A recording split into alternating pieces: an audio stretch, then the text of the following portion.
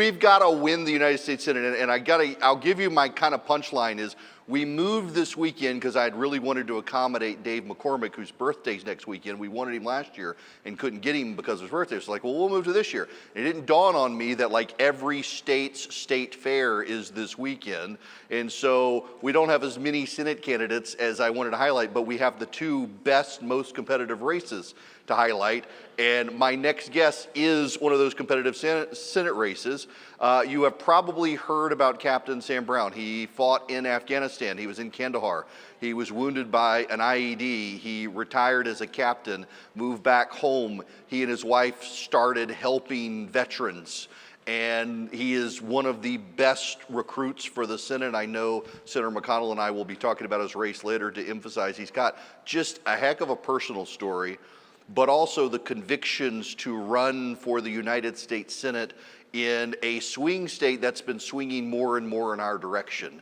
But more than that, he's also got a heart for service, having served his country and now serving to help veterans and now to take that to the next level in the United States Senate. So it really is my pleasure. One of the people I really, really, really wanted to move heaven and earth to get in his campaign was so willing to reach out and say, yes, we can make this happen. So he's flown in from Nevada and we'll go home, but we've got him for the next 30 minutes. I can't wait to introduce you to Captain Sam Brown, the next United States Senator from Nevada. Thank you again for doing this. I know what the flight's like. I love the flight because it's 3.5 hours of no cell phone. So, look, you got even more stylish shoes. The man socks. God, that sucks. That's fine. So let's talk about your personal story first. You serve in Afghanistan, wounded in Kandahar, and retire as a captain. First of all, you're a West Point grad, correct? That's right.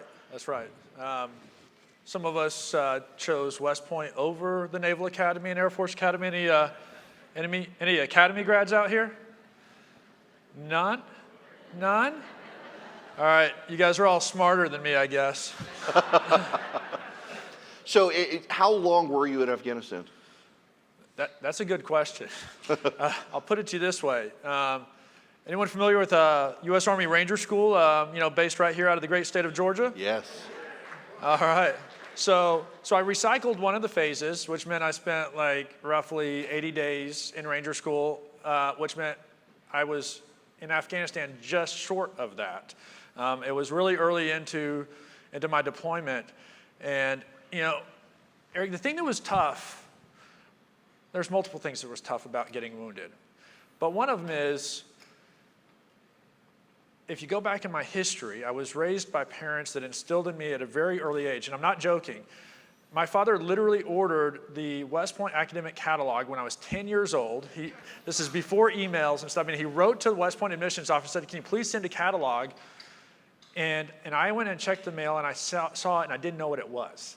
I had to wait for him to get home from work, and I asked him, I said, Father, what is this? Because there was pictures of these castle-like buildings and young people in these Civil War era-looking uniforms. And he said, son, that's West Point. You could go there one day. And so that seed was planted at a very young age, and it was, and it's nurtured. And so as I, approached my senior year in high school, I had already applied. I was committed to going to a service academy. I didn't apply to any civilian schools at all. And then our country was attacked on 9/11. A few short months later, I got my acceptance letter to West Point. Less than a year after 9/11, I'm raising my right hand for the first time in service to this country on the banks of the Hudson River. And so I had spent my entire adolescent life, 4 years at West Point, a year at Fort Benning, a year at Fort Hood, Texas, training with my battalion to go lead troops in combat overseas for this nation.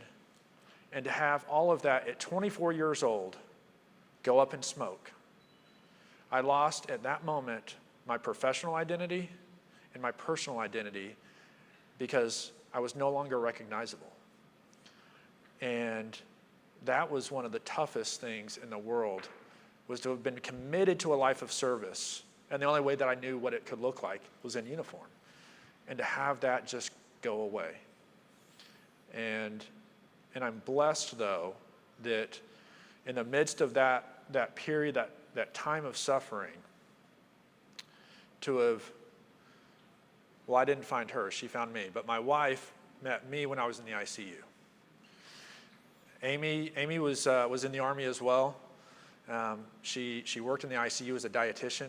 She saw me when I was intubated, wrapped head to toe in gauze, and I met her a couple months later. But what Amy and I are doing is a mission together, which is serving this country again. And this is an act of service from both of us. But I wouldn't be here without her. I'm sitting here thinking, God, your dad got you a West Point catalog at 10. I got my son a Lego catalog. I'm like learning. This is I don't know how my parenting skills are. If it makes you feel any better, I have not got my children a West Point catalog. So you talk about this mission in Blessed, and we've just met, and so can I ask you the probative question that I normally don't meet to people I meet immediately, but using the language I'm hearing you use, can you talk about your recovery and your faith in that? Absolutely. Look, the moment that bomb went off, and it went off under our Humvee right at the fuel tank, and so I was soaked in diesel fuel. The diesel fuel was burning off of my body. And when that happened, it was the first time in my life, again, I was a young man, I was 24, but at that point, I believed I was invincible, and I believed I knew everything. And so at 24, to now encounter something that I knew in a moment was bigger than me, I couldn't overcome on my own, it humbled me, it crushed me to a point where the only response I had was to throw my arms in the air and scream out for my God and my Creator. After that, I tried to stop, drop, and roll. It wasn't working. My face was on fire. I couldn't see anything. The only thing I could hear was my own voice screaming. And you can't manufacture that scream. It's a sickening sound to hear a man who believes he's about to die screaming for God and for his mom. And I got to this place where I realized I had no ability to control an outcome, even an outcome of saving my own life. And so I thought, how long is it going to take to burn to death? What's the transition from this life to the next going to be like? And I made the decision to give up the will to live. A version of me died at that moment. Death was going to be a relief. And then I heard the most powerful words I've ever heard, and it didn't come from a historical figure. It didn't come from one of my, commanding officers or a general or even a sergeant major. It came from my E4 gunner, a guy who'd just been in the truck with me. He'd been burned himself, got it out, and he ran to me and he said, "Sir, I've got you." And the miracle of that moment was when I went from a place of having given up the will to live to just by hearing those words and feeling his body and the dirt smothering me, I knew I was going to survive. And hope was reignited. And what's important here as a lesson for all of us is no one here knows anybody in DC, right? How often do people use their words to try and encourage us or to deliver hope, and there's no action? Words without action are meaningless when someone is desperate. Now, if someone's just having a little bit of a bad day, words might be enough. But when someone believes that their life, either literally or metaphorically, could end, they need more than words. They need action. And that's what I discovered that day at 24 years old. And it came from a young man from South Texas who was in my truck, who put himself in harm's way, had already been wounded himself, and he taught me the greatest lesson of my life. And so through the next 3 years of my recovery, I had no doubt that I was here for a reason. And I've been on this journey for the last almost 16 years of trying to discover, from day to day, month to month, year to year, what is that purpose? And eventually it became to be the best husband I could be to Amy, to be the best father I can be to my 3 children, to admit that West Point does a lot to teach you about leadership, but it doesn't teach you a lot about the fundamentals of business. So I had to go back to school and get my MBA. And then to start a business that serves veterans, to fill a need that the VA couldn't do. And I mean, look, the VA, anyone ever heard any criticism of the VA here? Look, I'm going to tell you the truth. I've gone to the VA consistently since I was medically retired because I knew people were going to ask me, Sam, what's the VA like? And if I didn't participate, even though I had other options, then I would either have no credibility in my response, or I would just have to say, I don't know. So I've always used the VA, but the VA is an imperfect system. And so our business filled that need when veterans needed medication same day through a clinic that didn't have pharmaceutical support on site. We were there, fill that gap. And I loved serving the community that way. But ultimately, service to country, that call came again. Not in uniform, not through my business, but through politics.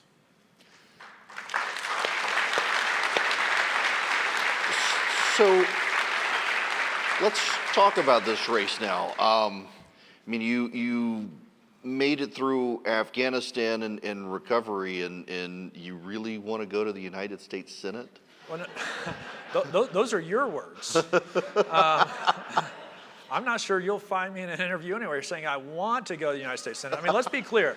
I've got a great life, a successful business with a great marriage, healthy children, and a place where, look, I was skiing 20 days a year. We live 45 minutes from Lake Tahoe. I mean, this is a great life I've got. So I am willing to serve in the United States Senate. And my wife would tell me, in fact, this is what she did tell me as I was wrestling with this.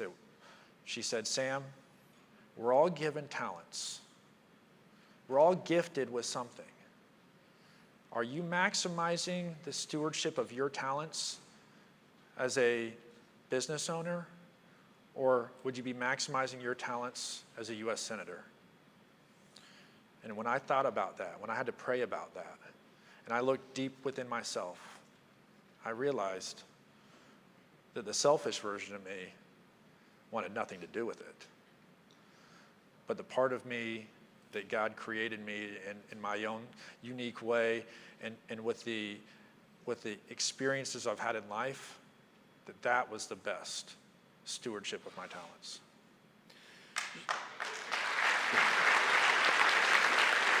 Let's talk about the raw politics of this moment, because there was a Senate race in 2022 and a governor's race statewide in Nevada. Notice I'm saying Nevada. I learned it's Nevada, not Nevada. Well done. We lost that Senate race. We did win the governor's race, and so now 2 years later, we're now in a presidential cycle, which has higher turnout. I would note that the incumbent Democrat doesn't poll very well for being an incumbent Democrat, well below 50%. But how do you look at this race compared to 2022 that says this year is a viable race? Yeah, look, that's a fair question, and I go back and I lean on the basic education and training I received at West Point.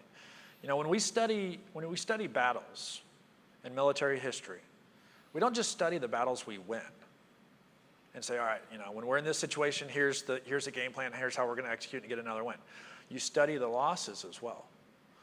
And so that's what I did last cycle. And so you actually have this incredible sort of laboratory of two experiments going on simultaneously in almost identical conditions. And you can sort of test and hold some of the different functions against one another. And what I discovered is that the campaigns ran slightly different strategies. In the Senate race, the team there appeared to believe that pushing for a strong Republican-based turnout in the general election was the key to victory. In the governor's race, not that they ignored it, because they tended to those relationships some, but they pushed into the middle for independence and went and pursued getting that buy-in, getting that commitment of a vote. And at the end of the day, I believe that difference in strategy is what led to a difference in those results. And so how do I apply that forward? Well, it helps to come out of a primary with, a landslide victory. I mean, I won 60% of the vote in a field of 12. The next closest person was 45 points behind me. So we've got a really unified base now. And, President Trump has made Nevada a real target for his battleground plans. And it helps to have, his voice saying, Nevada is important, but Sam Brown is important too. And so now I'm able to focus on those voters who might not identify as a Republican. In fact, I'll put it to you this way. I'll tell you what our voter registration looks like. There's only 18,000 registered voter difference between Republicans and Democrats, 30-30. That means 40% are in the middle. 40%. So shouldn't we focus on pursuing those people? 30% of our residents are Hispanic voters. We've got, incredible communities of Asian Americans, conservative family values. The Republicans have never pursued a relationship with. We've got union workers who are really disaffected by this Biden economy. Prices are up. In fact, the economy is the number one issue for our independent voters. 36% say that's their number one issue. When median household income is $64,000, but median home prices are over $400,000 in Vegas market and over $500,000 in the Reno market, there are people who are worried about Pavlov's hierarchy of needs. Do we have a roof over our head, food on the table, gas in the car, and there's a lot of people that are scared. That's not going to be there for them. Let's talk about those issues, because I was out there just a couple of weeks ago with a buddy of mine, and I got recognized by one of the people at the casino we were staying at, and he was talking about that particular issue, that the economy just, forget you got Reno, Carson City, you got Lake Tahoe, you have Vegas as such the major population hub. And he's like, we're having conferences and not seeing as many people come. We're not seeing as many people in the local restaurants. To the extent people are coming, they don't venture out as much, they don't spend as much in the casinos. And I got to imagine that all of that just causes an economic spillover effect to the local businesses, the restaurants, the used car dealer lots. Yeah, it does. In fact, we've got the second highest unemployment rate in the nation. Compounding the economic stresses, we have the second highest energy costs in the nation. Our at-home utility bills, because we've got this, this pursuit of these mandates on renewable energy goals and power production, doubled in 18 months. It actually doubled in 12 months, but it started 18 months ago.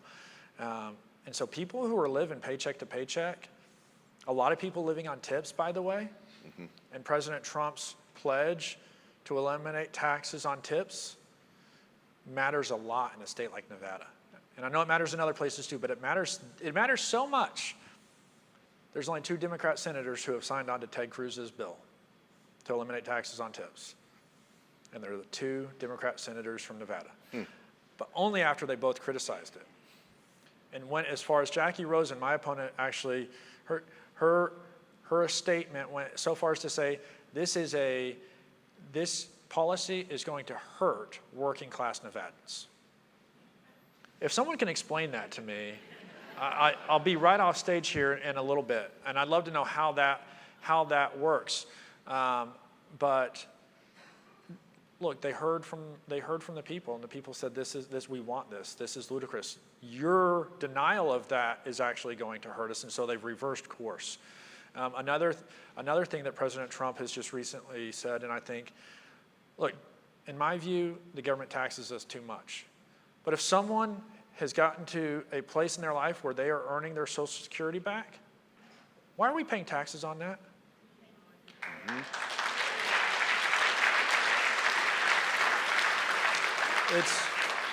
It never should have been taxed in the first place. It was literally taxed to begin with.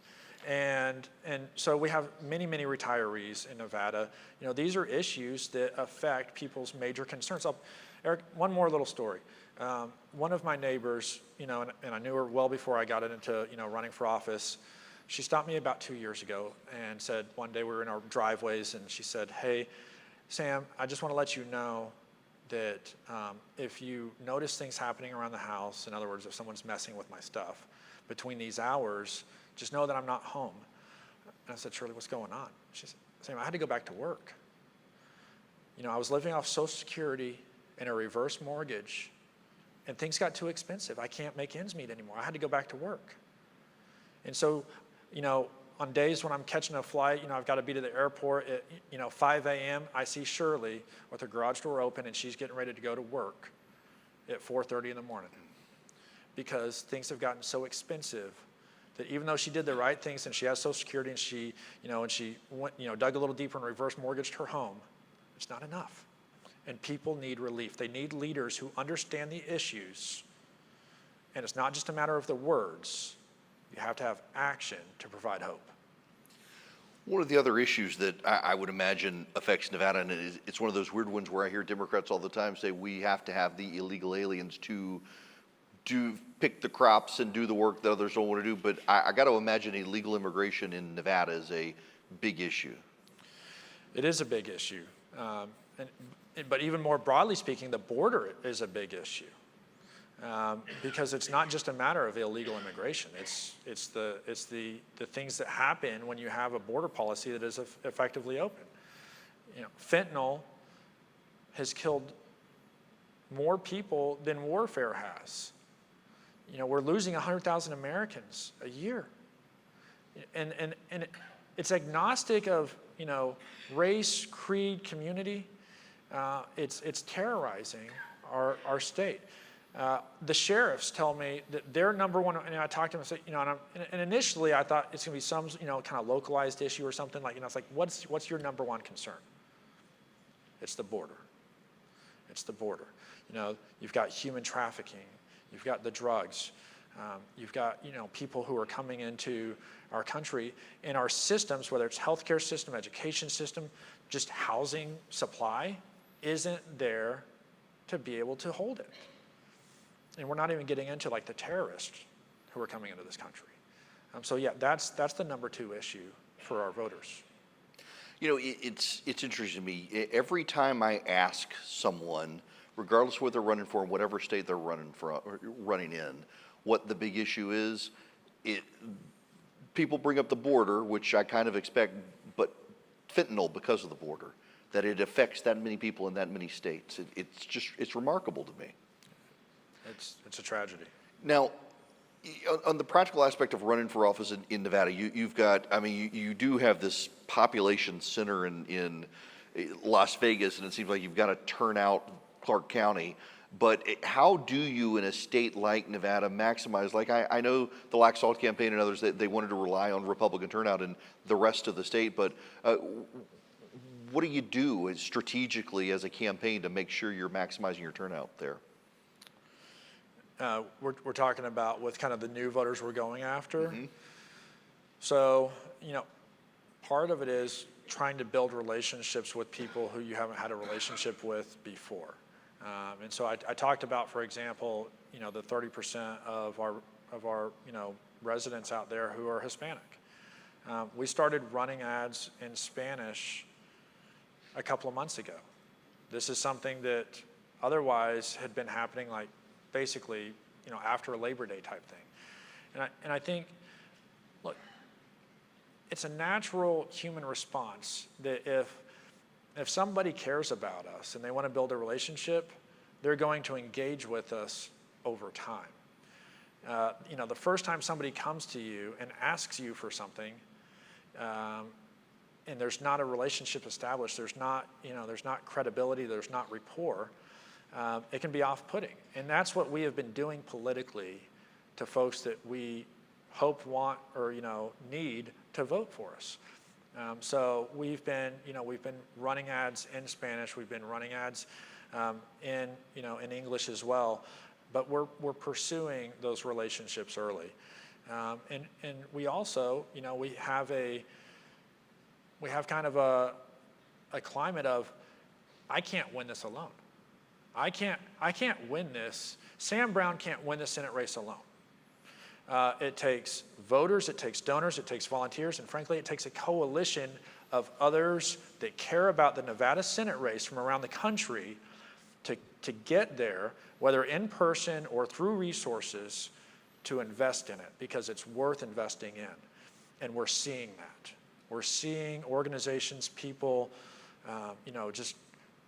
whether it's small dollar donors or big enterprises, they believe in Nevada, they believe in this race, and that's how we win.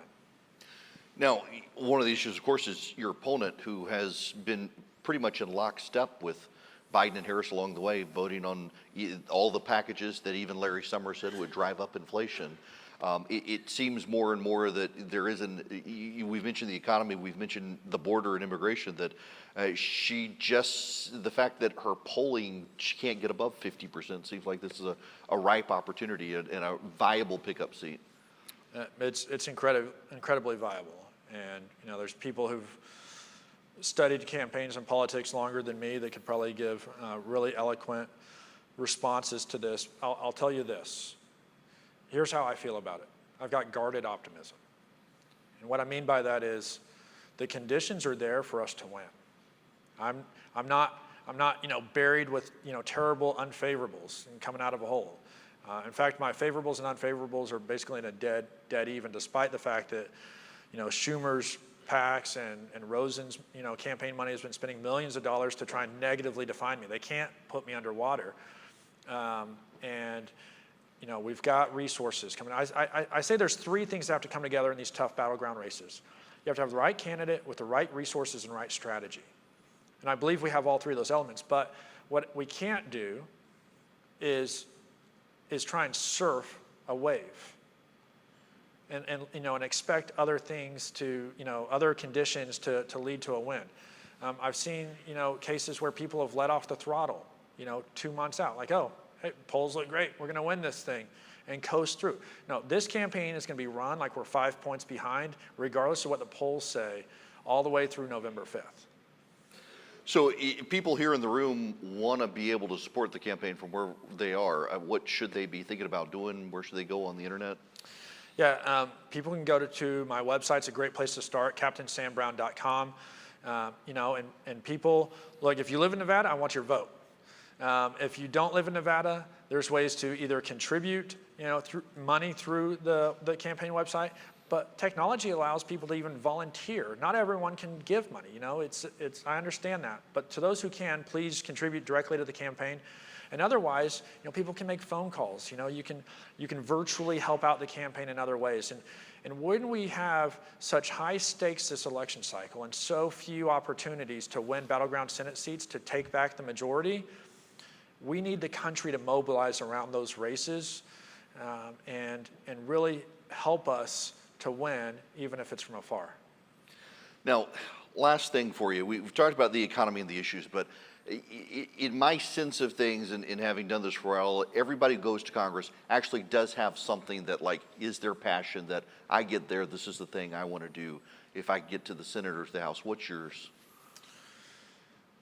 I want to tackle the financial hardship thing first, because that's where I see the most concern out of my voters. People are scared. They are legitimately scared. When you have homeless numbers are up, and I guarantee you, within this room, probably everybody knows somebody who's now homeless who 5 years ago wasn't. You might not know it. They might be sleeping at someone else's home, a relative. They might even be sleeping in their car, but taking showers at the gym. But people are scared. And so, the things that I can do, whether it's extending tax cuts, pursuing vigorously American energy security to help bring down prices, if it's, getting bureaucracy out of the way that tangles up and puts friction on small businesses, these are things that we can start pursuing on day one. Making sure that we secure the border so we're not dealing with this influx of people who who are just taking jobs, who are flooding our healthcare system, our education. Like these are the issues that we can start to tackle on day one that are my number one concern, because that's my constituents' number one concern. Captain Sam Brown, thank you for making the trip from Nevada all the way out here to hang out with us. Best of luck on the campaign. Thank you for your service, and I hope you get to serve a long time in the Senate. Thank you. Thank you a ton for doing this. Really appreciate it. Thank you. God bless. Thank you too.